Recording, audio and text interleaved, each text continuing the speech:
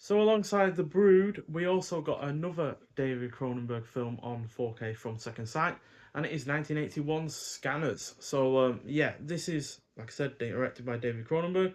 So I've already mentioned my two other favourites from him in my the Brood review. So I mentioned a couple of other favourites, likes of History of Violence and Eastern Promises. So this is a science fiction horror film, clocking at 103 minutes long. Stars the likes of Jennifer O'Neill, who was in The Psychic, which is an Italian giallo film. And then we've got Patrick McGoohan, who was also in Silver Streak, Hell Drivers, and Escape from Alcatraz.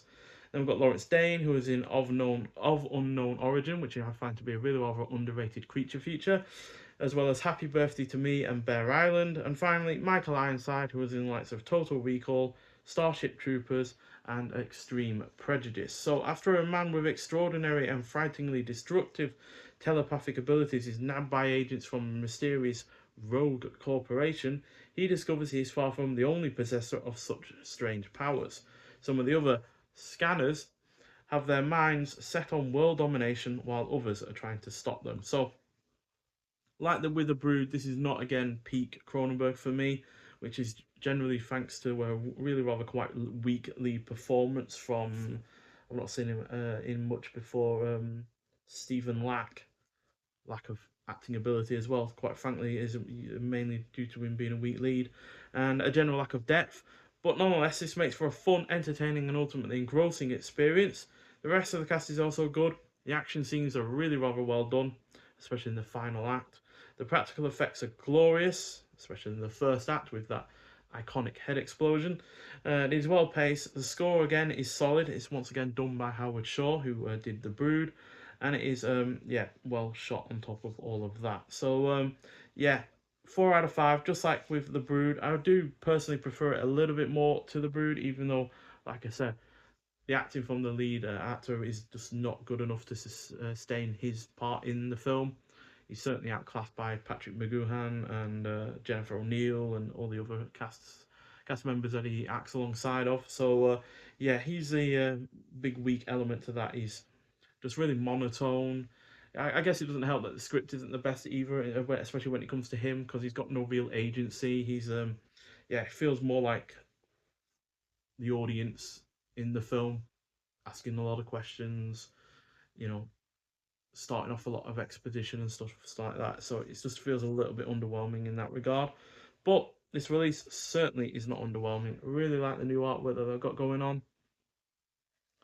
And then we've got the iconic head explosion scene from the first 12 or so minutes of the film on the reverse.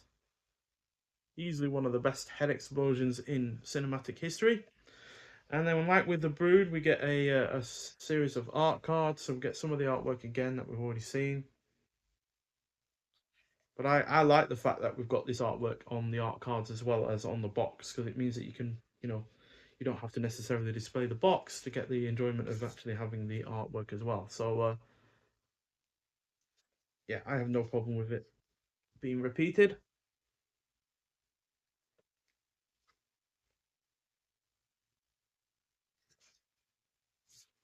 especially like these two that are coming up now.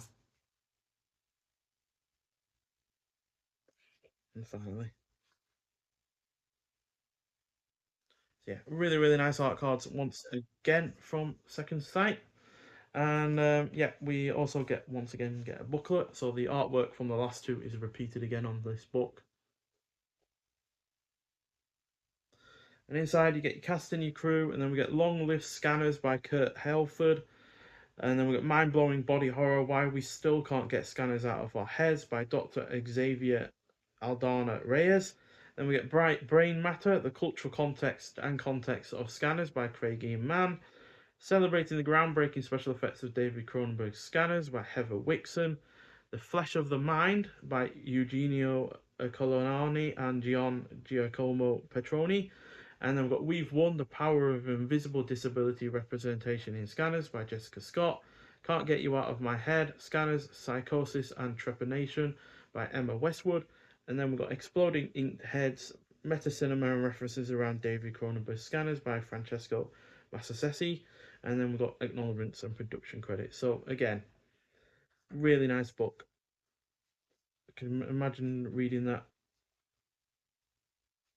from beginning to end, quite frankly. But as it stands, I haven't read anything from it so far because yeah, I prioritize the film over any extras first and foremost, and then again we get the artwork repeated from the art cards on the case for the discs, and yeah, 4K Blu-ray. Thankfully, none of the discs were upside down with this release, unlike with the Brood, which was a little bit concerning in terms of quality in terms of releasing a film. But yeah, once again, like with the Brood, we got a new 4K restoration approved by director David Cronenberg, dual format edition including both UHD and Blu-ray, with both the main feature and bonus features on both of the discs. UHD presented in HDR with Dolby Vision. New audio commentary by Calum Vatsnudal. New audio commentary got audio commentary by William Beard. Once again, he did the audio commentary also for the Brood. We got My Art Keeps Me Sane, an interview with actor Stefan Lack. I imagine that might be interesting to try and see if he even mentions that his acting wasn't the best in that or not, or whether or not even knows that his acting is considered one of the weaker elements of this film.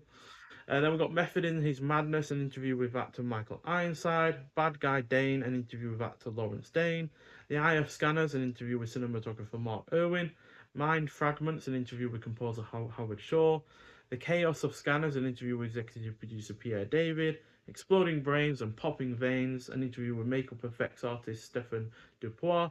And then we've got Monster Kid, an interview with makeup effects artist Chris Wallace. And then Cronenberg's Tech Babies, Tim Coleman on Scanners. So, yeah, it's another 4 out of 5, just like with the Brood. But personally, I do prefer this a little bit more. I really do like it when horror films mix in not just your typical body horror or psychological or science fiction for that matter, but also when it comes to also mixing in action. And this mixes in really really good action scenes in its film.